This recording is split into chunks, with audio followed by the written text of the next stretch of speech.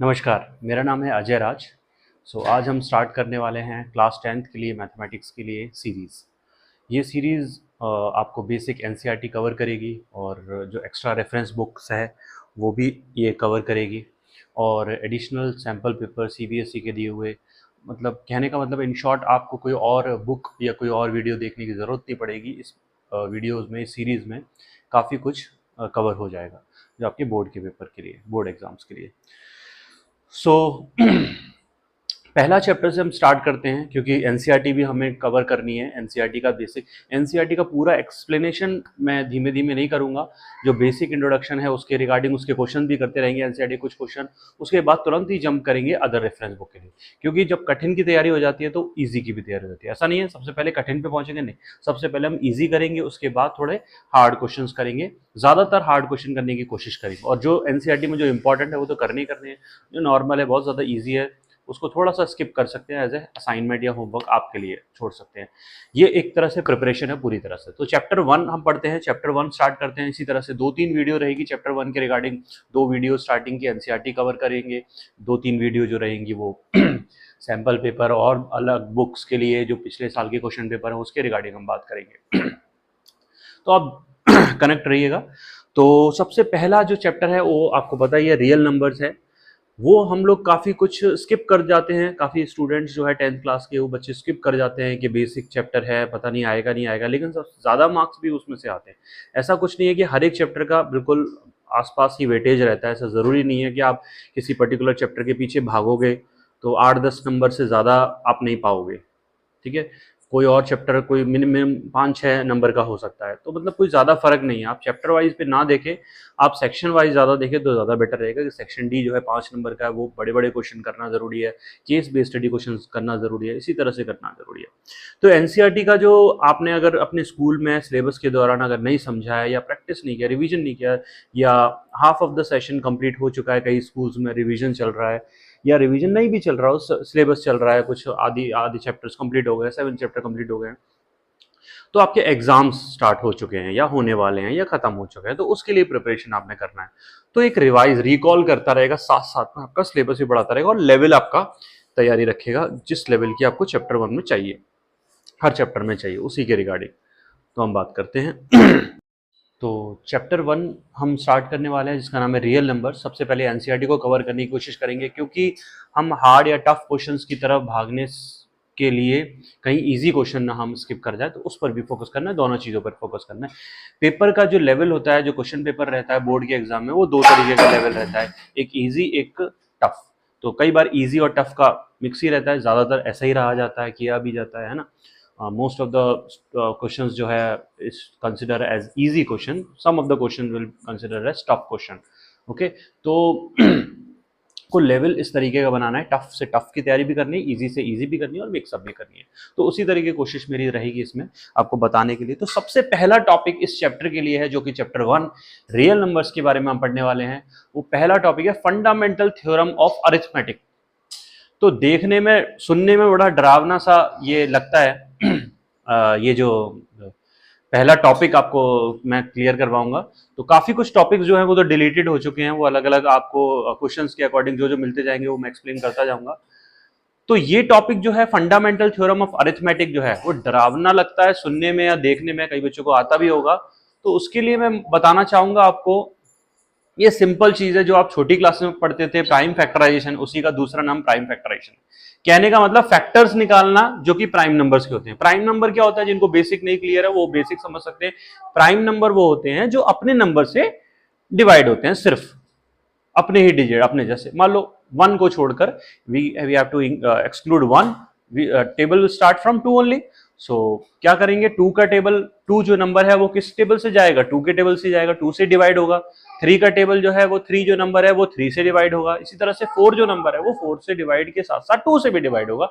तो 4 को हम प्राइम नंबर नहीं कर सकते। इसी तरह से आप चलते जाइए, गाड़ी चलाते जाइए, 1 2 3 4 5, 1 को आप स्किप कर दीजिए, अवॉइड कर लीजिए, क्योंकि 1 का कोई टेबल नहीं होता है, 1 को ज्यादा वैल्यू हम नहीं देंगे। तो पहला स्मॉलेस्ट प्राइम नंबर 2 से स्टार्ट होता है। तो 2 3 5 इस तरह से आप कर सकते हैं। 6 नहीं हो सकता, 7 हो सकता है, इस तरह से 11 होता है, इसी तरीके से आप बढ़ सकते हैं इस चीज को, है ना। तो इसी के प्राइम फैक्टर्स में हमने किसी नंबर को फैक्टराइज करना है, जैसे 6 नंबर है हमारे पास, उसको फैक्टराइज करना है प्राइम नंबर्स में। जैसे मान लो 6 को मैं लिख सकता हूं 2 इंटू 3, 2 और 3 जो क्या है प्राइम नंबर है सर, वो किसी और के टेबल से डिवाइड नहीं हो सकते, इसी वजह से उसको प्राइम फैक्टर्स कहा जाता है। या फिर 10th क्लास में फंडामेंटल थ्योरम ऑफ अरिथमेटिक कहा जाता है। सर ये तो 6th 7th 8th में भी पढ़ते रहे हम प्राइम फैक्टराइजेशन, वही चीज है, 10th क्लास में थोड़ा डरावना सा नाम दे दिया, बस इतनी सी बात है, ठीक है जी। तो फंडामेंटल थ्योरम ऑफ अरिथमेटिक का मतलब होता है, अरिथमेटिक मतलब होता है नंबर्स का खेल, प्रोडक्ट ऑफ नंबर्स, ये सब चीजें पढ़ना पड़ता है। जैसे ऑपरेशंस जो होते हैं, कितने ऑपरेटर्स होते हैं हमें पता है, छोटी क्लास में हमने पढ़ते थे, प्लस माइनस मतलब एडिशन, सब्ट्रैक्शन, डिवीजन और मल्टीप्लिकेशन। इसी तरीके से मल्टीप्लिकेशन के रिगार्डिंग हम इसको फैक्टर्स निकाले जाते हैं जो कि प्राइम नंबर्स होते हैं, है ना। क्लियर है आपको, प्राइम नंबर्स बताने की जरूरत तो नहीं है आपको। अगर आपको डाउट होगा कुछ बेसिक क्लियर के लिए तो आप मुझे कमेंट में बता सकते हैं इसके रिगार्डिंग। तो हम पढ़ने वाले हैं सबसे पहला चैप्टर नंबर 1, रियल नंबर्स, है ना। सो रियल नंबर्स में सबसे पहला टॉपिक जो है वो कौन सा, जैसे मैंने आपको बताया उसका नाम है फंडामेंटल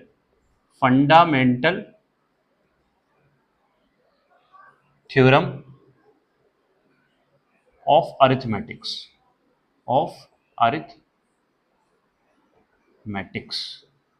आई होप आपको विजिबल रहेगा ये वीडियो, ये जो बोर्ड है, ये जो मैंने लिखा और मेरा ऑडियो भी।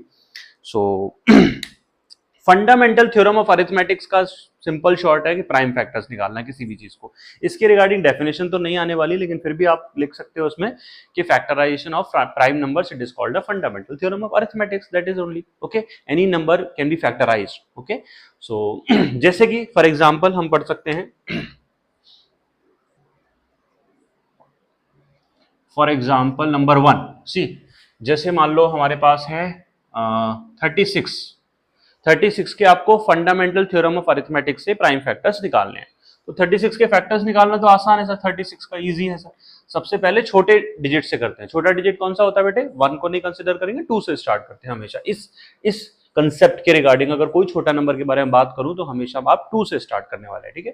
तो 2 से स्टार्ट करेंगे, 2 1 जा 2, 1 इधर चला गया, 2 8 जा 16, फिर उसके बाद 2 9 जा 18, उसके बाद 2 के टेबल में सोचना है, नहीं आता तो जंप करना है 3 पर, ठीक है। 2 के टेबल के बाद डायरेक्ट 9 पे जंप नहीं करना है, एक एक बात एक एक करके आराम से जंप करना है, ठीक है। यहां पे आपने गलती कर दी तो सारा क्वेश्चन गड़बड़ा जाएगा। तो 3 के टेबल से 3 3 जा 9, इसी तरह से 3 1 जा 3। तो हमारे फैक्टर क्या होंगे, यहां तक लिखने के बाद आपको 36 के फैक्टर्स इस तरह से लिखने हैं, 2 into 2 into 3 into 3, that is your not final answer, ठीक है। आपको फाइनल आंसर लिखने के लिए एक्सपोनेंट में लिखना पड़ेगा। एक्सपोनेंट पता है ना आपको, 8th क्लास में किया था exponent power, 2 raise to power 2 multiply 3 raise to power 2, this is your final answer. Everybody got it. तो इसका मतलब प्राइम फैक्टर्स निकालने के लिए आपको fundamental theorem of arithmetic use करना पड़ रहा है हमें। Fundamental theorem of arithmetic, fundamental मतलब बेसिक, एंड थ्योरम मतलब थ्योरी, किस तरह से हमें परफॉर्म करना है ना। अरिथमेटिक मींस नंबर्स या ऑपरेटर, नंबर्स को किस तरह से ऑपरेट करना है, किस कौन से तरीके से ऑपरेट कर रहे हैं हम, multiplication, product of prime factors, है ना। देखो प्रोडक्ट का मतलब क्या होता है, मल्टीप्लाई, और प्राइम फैक्टर मतलब प्राइम नंबर्स है, ये 2 भी प्राइम नंबर है, 3 भी प्राइम नंबर है, इसी तरीके से है। तो ये हो गया सिंपल सी बात। अब ये इस तरह के क्वेश्चन क्या सर बोर्ड में आएंगे, टेस्ट में आएंगे, बहुत ही कम चांस है, शायद आ जाए, लेकिन फिर भी इनकी जानकारी होना जरूरी है। क्या पता केस बेस्ड स्टडी से रिलेटेड इस तरह की चीजें पूछी जा सकती है, अंदर कोई एक पार्ट इस तरह का हो, या फिर असर्शन रीजन से रिलेटेड कुछ हो, फिलअप्स हो, इस तरह से कुछ भी हो सकता है। तो बेसिक तो इसी पर आधारित है हर एक चीज, है ना। उसके बाद आप जंप करोगे कोई बड़े लेवल की चीज में। तो कहने का मतलब ये फर्स्ट पार्ट था, फर्स्ट क्वेश्चन था। मुझे पता है आप लोगों को आता है, नहीं आता तो अच्छी बात है, आप सीख रहे हो, बहुत बढ़िया। तो आपको आता है तो हम तुरंत ही अच्छी चीज पे जंप कर सकते हैं, ठीक है बच्चे। तो मैं इसको इरेज कर देता हूं। तो कहने का मतलब है हम लोग अब थोड़ा सा लेवल बढ़ाने की कोशिश करेंगे। सो लेवल क्या रहेगा, इस तरह से ये टॉपिक है, ये टॉपिक का सर टफेस्ट लेवल क्या हो सकता है। अगर मान लो इस टॉपिक के रिगार्डिंग कोई क्वेश्चन बोर्ड में आता है तो वो कितना सर लेवल अगर टफ आता है तो वो कैसे आ सकता है, उसके रिगार्डिंग में बात करना चाहूंगा। जैसे कि मान लो आपको इसके अंदर आपने एलसीएम और एचसीएफ में पढ़ना है ना, और कई क्वेश्चंस आते हैं 4 रेज टू पावर n को can end with the digit 0 और नॉट, है ना, we have to check and verify, so वो सारी चीजें भी रहती है ना। एग्जाम्पल नंबर 1 की ओर चलते हैं, ठीक है बच्चों। सो एग्जाम्पल है 4 रेज टू पावर n, है ना। 4 रेज टू पावर n जो है वो हम सबसे पहले स्टार्ट करेंगे यहाँ पे एग्जाम्पल नंबर 1, जो कि एनसीईआरटी का सबसे पहला एग्जाम्पल है। वो आपको कैसे क्लियर होता है वो मैं समझाता हूं, ठीक है। सो हमारे पास है 4 रेज टू पावर n, ठीक है। ये बताना है कि भाई इसमें हम n की वैल्यू नेचुरल नंबर रखते जाएं। n की वैल्यू नेचुरल नंबर रखने पर आप बताएंगे कि भाई इसका हर एक जो नंबर है उसका जो लास्ट का डिजिट है वो 0 पर खत्म होगा, मतलब नंबर जो है वो 0 पर ही लास्ट डिजिट पर खत्म होगा। ये बात कैसे चेक कर सकते हैं? n की वैल्यू 1 रखे 2 रखे कैसे पता लगेगा भाई? कब तक रख सकते हैं हम, है ना। तो इसका मतलब इसका ऑप्शन क्या है? इसका मतलब ये है कि 0 जो है बच्चे, 0 कौन से नंबर पे खत्म होता है? कौन सा नंबर है जिसके एंड में 0 आता है? 10 है कि नहीं, उसके बाद 100, उसके बाद 1000, इसी तरीके से है जिनका नंबर आता है। या फिर 10 के बाद उसके बाद कौन सा आता है? 20 भी आता है ना, और आप लिख सकते हो 30 भी आता है, इस तरह से भी लिख सकते हो, है ना, जिसके में 0 आता है। तो कहने का मतलब है सबसे पहला नंबर लेते हैं 10। 10 के फैक्टर क्या होता है बच्चे? 2 into 5 है कि नहीं। इस तरह से 20 में क्या रहेगा सर? 20 में रहेगा 2 into 2, 2 to 4, 4 into 5। इसका मतलब 2 और 5 कॉमन है। 30 में भी आप चेक कर लो, 30 के फैक्टर आप निकालोगे यहाँ पे तो कैसे निकलेगा? 15 और 3 5 जा 15। इसका मतलब 2 into 3 into 5। इसका मतलब सर 2 और 5 इधर भी हैं, 2 और 5 इधर भी हैं, 2 और 5 इधर भी है। इसका मतलब 2 और 5 जो है सर मेन हीरो हैं, मेन जो है नंबर्स हैं इसमें। इसका मतलब जहां पर 2 और 5 होंगे जिस प्राइम फैक्टर्स में, वो ही 0 पर एंड होगा, वरना नहीं होगा। तो इसका मतलब हमारे पास है 4। तो आप लिखेंगे कैसे? मार्क्स किस तरीके से मिलेंगे आपको? मार्क्स मिलेंगे आपको फैक्टर्स के लिए, है ना, प्रॉपर तरीके से लिखने पर। जितना अच्छा लिखेंगे उतने मार्क्स मिलेंगे। इसका मतलब 4 रेज टू पावर n है बच्चे। इसके फैक्टर क्या हो सकता है? 2 into 2 raise to power n, है कि नहीं। सॉल्यूशन आप क्या है जिसके मार्क्स मिलेंगे आपको, समझना भी बहुत जरूरी है और लिखना भी बहुत जरूरी है, जिसका आपको मार्क्स मिलने वाले हैं, है कि नहीं। तो 2 रेशो यहां से आप स्टार्ट कर सकते हैं सॉल्यूशन। ये वैसे समझाने के लिए चाहो तो इसको भी इंक्लूड कर सकते हो सॉल्यूशन में, पर this is the main thing, you have to write it in your fair notebook. Okay, so there is no, आप क्या लिखोगे? ऑब्जर्विंग अबव, है ना, observing above prime factorisation, observing above prime factorization, there is no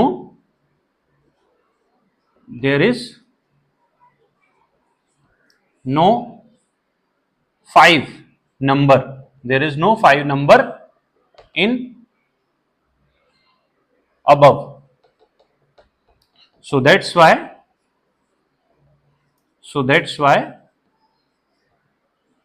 4 raised to power n cannot end with digit 0, तब जाके आपको marks मिलने वाले। समझ में आ रही है मेरी बात? तो आपको 2 और 5 चेक करना है, चाहे 2 कितनी बार आ रहा हो, चाहे 5 कितनी बार आ रहा हो, बस 2 और 5 एक बार कम से कम मिनिमम एटलीस्ट 1 टाइम वो आपको क्वेश्चन के प्राइम फैक्टर्स में होना चाहिए। अगर है तो हो सकता है, अगर नहीं है तो कैन नॉट, दैट्स इट, है ना।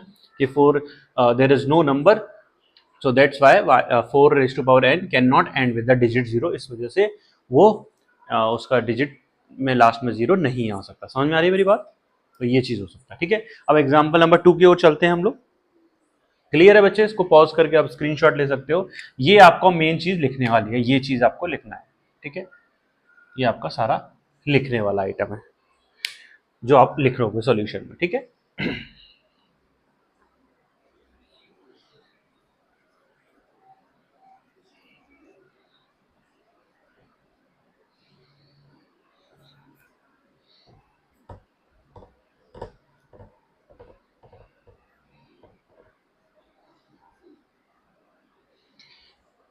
अब मैं आपको बताने वाला हूं एग्जाम्पल नंबर 2। एग्जाम्पल नंबर 2 क्या करना है आपको? एलसीएम और एचसीएफ निकालना है। एग्जाम्पल नंबर 2 आपको LCM and HCF you need to find out. LCM किसका सर? नंबर्स का, ऑब्वियस बात है। कितने नंबर्स हैं? 2 नंबर हैं। कौन कौन से नंबर है सर? 6 है और 20 है। और किस मेथड से करना है हमने? By prime factorisation method. ठीक है, मतलब फंडामेंटल थ्योरम ऑफ अरिथमेटिक लगाना, बात तो एक ही है। तो ये क्वेश्चन है जनाब, ठीक है जी। अब 6 और 20 है, आपको प्राइम फैक्टराइजेशन से इसको एलसीएम और एचसीएफ निकालना है कि नहीं? कई बच्चों को आता होगा। एग्जांपल नंबर 2 है सर, पहली चैप्टर का पहले दूसरे क्वेश्चन है, तो सबको आते हैं, लेकिन कुछ चीज समझने वाली है बेसिक। इसके बाद धीमे धीमे हम आने वाले बड़े बड़े क्वेश्चंस करेंगे इसी से रिलेटेड, इसी कंसेप्ट, इसी टॉपिक पर। मैं सिर्फ नंबर चेंज करूंगा और देखते हैं आपको आता है कि नहीं आता। अगर मैंने नंबर चेंज किया, लेवल बढ़ा दिया उसका, वो आप सॉल्व कर सकते हो, तो आपको क्लियर हो जाएगा ये कंसेप्ट और ये टॉपिक। अब एलसीएम और एचसीएफ एक नई चीज है, जो बच्चे बेचारे बेसिक इनका नहीं क्लियर, या अपने स्कूल में वो एब्सेंट रहे किसी का, कई कारणवश है ना, बहुत सारे कारण हो जाते हैं, एब्सेंट हो जाते हैं बच्चे, बीमार हो जाते हैं, बहुत सारी चीजें होती है, तो उस वजह से वो नहीं समझ पाए होंगे इस टॉपिक को। तो उनके लिए थोड़ा बहुत समझा रहा हूँ, ज्यादा पूरा एक्सप्लेन से नहीं, इस क्वेश्चन से रिलेटेड बस मैं समझा रहा हूँ, क्योंकि ये क्वेश्चन में आया है। तो एलसीएम क्या होता है बच्चे? एलसीएम का फुल फॉर्म क्या होता है? Least common multiple. Least common multiple. इसी तरीके से एचसीएफ का क्या फुल फॉर्म होता है बच्चे? Highest common factor. क्या होता है? Highest common factor. ये सॉल्यूशन में नहीं लिखना है, जस्ट बेसिक नॉलेज भी बता रहा हूं साथ साथ में क्वेश्चन के साथ। तो आपको सबसे पहले प्राइम फैक्टराइजेशन करना है। सर 6 का प्राइम फैक्टराइजेशन क्या होगा? इसी तरीके से करते हैं। इसको आप फेयर में इंक्लूड कर सकते हैं, रफ में भी कर सकते हैं, फेयर में करेंगे तो ज्यादा बेहतर रहेगा। 2 3 जा 6, 3 1 जा 3, यही होगा प्राइम फैक्टराइजेशन। इसका मतलब 6 का होगा सर 2 × 3। इसी तरीके से हम 20 का करने वाले हैं, तो 20 का सबसे छोटे टेबल से 2 से ही करते हैं। 2 10 जा 20, उसके बाद फिर छोटे टेबल 2 से, 2 5 जा 10, उसके बाद 2 से तो जाएगा नहीं ना, 3 से ना 4 से, फिर 5 से जाएगा, तो 5 1 जा 5। तो इसी तरीके से हमारे पास 20 के फैक्टर आ गए, 2 × 2 × 5। अब एचसीएफ निकालना है। सबसे पहले एलसीएम भी निकाल सकते हो, एचसीएफ भी निकाल सकते हो। तो मैं आपको तरीका जो बताऊंगा वो आप एक बार समझ लेंगे, उसके बाद आपको मिस्टेक के चांसेस जो है बहुत कम हो जाएंगे अगर ये मेथड समझेंगे। मैं ऐसा नहीं कह रहा कि मेरा ही मेथड आपको अप्लाई करना है किसी भी चीज के लिए, कोई भी आप मेथड अप्लाई कर सकते हैं, वो इससे भी अच्छा हो तो we will appreciate that. Okay, examiner will also appreciate that. Okay, वो जरूरी नहीं है, आपको समझना बहुत जरूरी है। मैं ट्राई करता हूँ, आपको समझ में आता है कि नहीं आता। देखो एचसीएफ निकालना है हमें, ठीक है? तो कैसे निकालते हैं? सबसे पहले बात मेरे को ये बताओ, यहां पर 2 कितनी टाइम है? सर 2 की एक्सपोनेंट 2 की पावर कितनी हो सकती है? 2 raised to power 1 × 3 raised to power 1। यहां पर 2 की पावर कितनी है? यहां पे लिख देता हूं मैं। सो 2 raised to power 2 × 5 raised to power 1। Okay, अब एचसीएफ देख रहे हैं। एचसीएफ का फुल फॉर्म क्या होता है? Highest. It will start from H stand for highest. Highest का ऑपोजिट क्या होता है? लोएस्ट। तो आपको लोएस्ट एक्सपोनेंट वाला नंबर आपको लिखना है। ये आपका एक तरह से आइडेंटिफिकेशन, आप किस तरह से पहचान सकते हो कौन सा नंबर आपने लिखना है एचसीएफ के अंदर। सो आपको कभी भी मिस्टेक नहीं होगी, कोई कंफ्यूजन नहीं रहेगा इसी तरह से, ठीक है? एचसीएफ निकालना है, हाईएस्ट का ऑपोजिट होता है लोएस्ट, मतलब lowest number. 2 raised to power, यहां पर 2 कितनी टाइम्स है बच्चे? 1 टाइम्स आ रहा है। फ्रीक्वेंसी क्या है? एक्सपोनेंट क्या है? 2 की पावर 1 है, और यहाँ पे 2 की पावर 2 है। तो कौन सा कम है? कम देखना है ना हमने।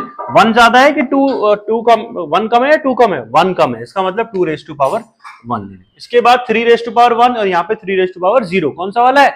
3 raised to power 0। चाहो तो लिखो या ना लिखो, बात एक है। 3 raised to power 0 लिखोगे तो भी उसकी वैल्यू 1 होगी, नहीं भी लिखोगे तो भी चलेगा, ठीक है?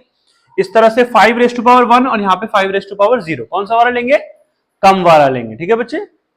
तो 5 raised to power 0 चाहो तो लिखो तो उसकी वैल्यू 1 रहेगी, नहीं लिखो तो भी चलेगा, ठीक है बेटा? तो इसका मतलब सारे नंबर चेक कर लिए हमने। 2 पर भी फोकस किया, 3 पर भी फोकस किया और 5 पर भी फोकस किया। जो सबसे लीस्ट जो उसकी एक्सपोनेंट थी वो हमने लिख ली है ना। 0 0 वाली भी थी, 3 की पावर 0 भी लिख सकते हैं हम, 5 की पावर 0 भी लिख सकते हैं, वो उसकी वैल्यू 1 होती है। तो चाहो लिखो या ना लिखो, बाद में वही आएगा। तो आंसर क्या हो गया? एचसीएफ जो हो गया वो हमारा 2 हो गया। ये सबसे बेस्ट मेथड है, आप अच्छे से समझ सकते हो।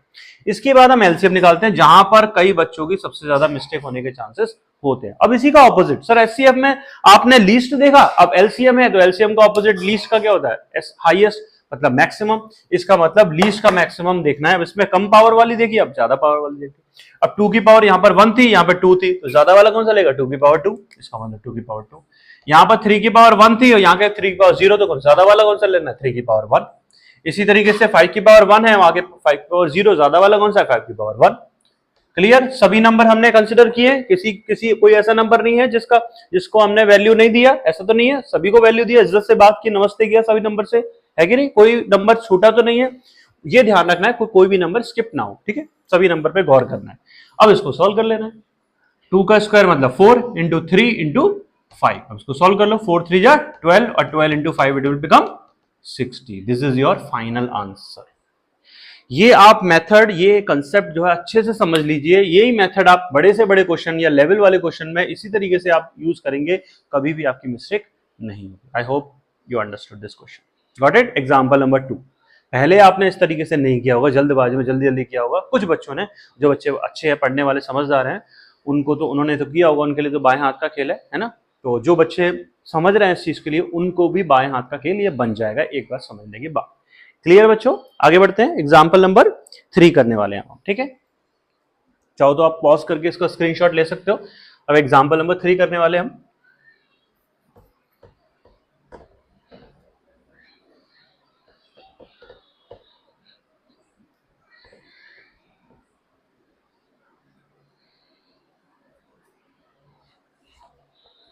सो एग्जाम्पल नंबर 3 है, एचसीएफ निकालना है आपको 96, किसका, एग्जाम्पल नंबर 3, आपको एचसीएफ फाइंड आउट करना है बच्चे, किसका, दो नंबर्स का, कौन कौन सा है, 96 एंड 404, यस और नो, 404 और 404 कह सकते हैं आप, ठीक है ना। हमारे नॉर्थ इंडियन भाई लोग 404 बोलेंगे, साउथ इंडियन भाई लोग हमारे 404 बोलेंगे, है कि नहीं।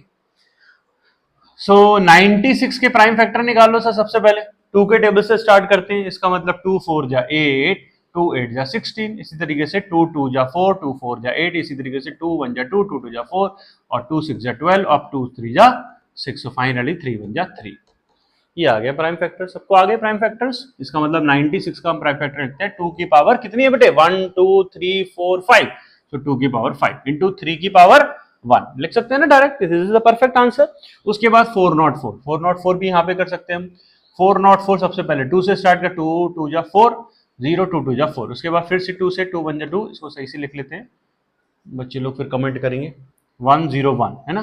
अब 101 किसी नंबर से जाता है, 101 किसी टेबल से जाएगा, 2 से 3 से 4 से 5 से, हाँ चेक कर लो, 3 3 जा 9 नहीं जाएगा, है ना। उसके बाद किसी से नहीं जाएगा, यानी कि 101 प्राइम नंबर हो सकता है, तो 101 is a prime number, okay. अब यहाँ पे लिखेंगे हम 404 का सर होगा 2 raise to power 2 multiply 10 raise to power 1, वही सेम चीज करनी है। एचसीएफ देखना है सबसे पहले, तो एचसीएफ में क्या देखा जाता है बच्चे, एचसीएफ में देखा जाता है हाईएस्ट, हाईएस्ट का ऑपोजिट क्या होता है, लीस्ट, मतलब कम पावर वाला, 2 की पावर 5, 2 की पावर 2, कम पावर वाला कौन सा है, 2 की पावर 2। इसी तरीके से 3 की पावर 1, 3 की पावर 0, 3 की पावर 0 है मतलब 3 नहीं है, 3 की पावर 0 चाहो तो लिखो या ना लिखो, 101 की पावर 1 है और 101 की पावर 0 है, तो मतलब आंसर क्या हो गया, 2 स्क्वायर, इसका मतलब 4 आपका आंसर हो गया। क्लियर, देखने में डरावना लग रहा था लेकिन सिंपल हो गया, समझ में आया कि नहीं आया बताओ। नेक्स्ट क्वेश्चन की ओर चले, अब एग्जांपल नंबर 4 की ओर चलते बच्चे, ठीक है।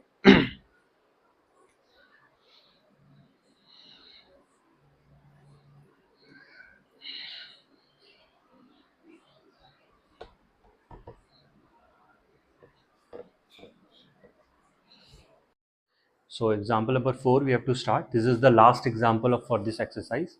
So example number 4, all right.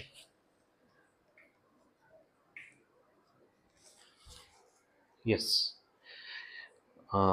Find the SCF and LCM. We need to find the LCM and SCF. It means LCM and HCF. Both we need to find out of those numbers. What are the numbers? That is already given. It means 6, 72 and 120. All right. By using the prime factorization method, or you can say that fundamental theorem of arithmetic that I have already told you. So first we need to find the prime factorization of 6, 72 and 120. So 6 we know that what is the solution, like 6 will be 2 into 3, yes or no, and then 72 we can easily do prime factorization, 2 2 3 is 6, 2 6 is 12, then 18, then 19, then it will start, then 3 divided by 3 1, all right. So directly we can say that here 72 prime factorization will be how many times 2 is there? 2 raised to power 3 and 3 raised to power 2. Are you getting my point? This thing, is it visible or not? Am I audible? So I'm just explaining here that you need to find the prime factorization of those number first. This is the first step of the solution. Then after that, now 120 is also left. So first we need to find the 120 also. The same method, 2 6 are 12, and then half 30, and then half 15, and then it will divide by 3 only. 3 5 are 5 15 and 5 1 are 5. Okay, is it okay? So now 120 you will write here. 120, how many times 2 is there? 2 raised to power 3 into 3 raised to power 1 into 5 raised to power 1. Everybody got it? So now finally we have found the prime factorization of 3 numbers, because 3 numbers given in the question. Now we need to find out SCF. First SCF I will find out. Okay, SCF, that I have already told you, highest common factor. So what is the opposite of highest? Least or minimum. So minimum exponent, we need to identify minimum exponent. What we are talking about? Number 2. Okay, every number we have to observe in the prime factorization of those 3 numbers. Okay, 2 is common or not common, we don't care about it, but 2 is a number that is used by all the one of the 3 numbers in the prime factorization. So 2 is here 1 time, 2 is here 3 times, 2 is here 3 times. So we need to consider only least or least frequency of exponent. So we can say that 2 raised to power 1 only. Then 3 raised to power 1 here, 3 raised to power 2 here, 3 raised to power 1. So least will be only, minimum power will be 3 raised to power 1. And any other? No, here 5 raised to power 1, here 5 raised to power 0, 5 raised to power 0. So we will take 5 raised to power 0, it will become 1 only. So we can take 5 raised to power, we can write 5 raised to power 0 also, or we can skip that because the value will be 1. Okay, so 2 3 are 6. So SCF will be finally 6. So and the LCM is the opposite of SCF. So now we are taking maximum. Okay, because least, what is the opposite of least? It is maximum. So maximum power of a number, so it will become 2 raised to power 3. 2 raised to power 3. Then in the number 3, 3 raised to power 2. Okay, 3 raised to power 2. Then 5 raised to power 1. Now we can easily multiply here. 2 raised to power 3, it means 8. 3 raised to power 2, it means 9 and 5.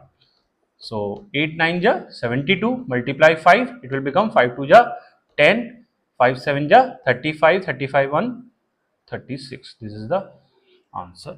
SCF and LCM, finally we got the answer. You can check it out. Okay, so are you facing any difficulties in similar type of questions or any other reference book? You can try, but most of the question from the other reference book also we will solve in this class. Okay, in this series. Okay, so you have to stay tuned with us, and all the examples we have done today. Now from tomorrow onwards we'll start to solve exercise based question from the NCERT. Then after finishing or after completing, fastly we will finish the NCERT. Then we have to consider most toughest question, hot slots in the RD Sharma, RS Agrawal sample paper also. What are the important question in this chapter we have to solve it. Okay, so आज के लिए इतना ही, कल मिलेंगे, नमस्कार.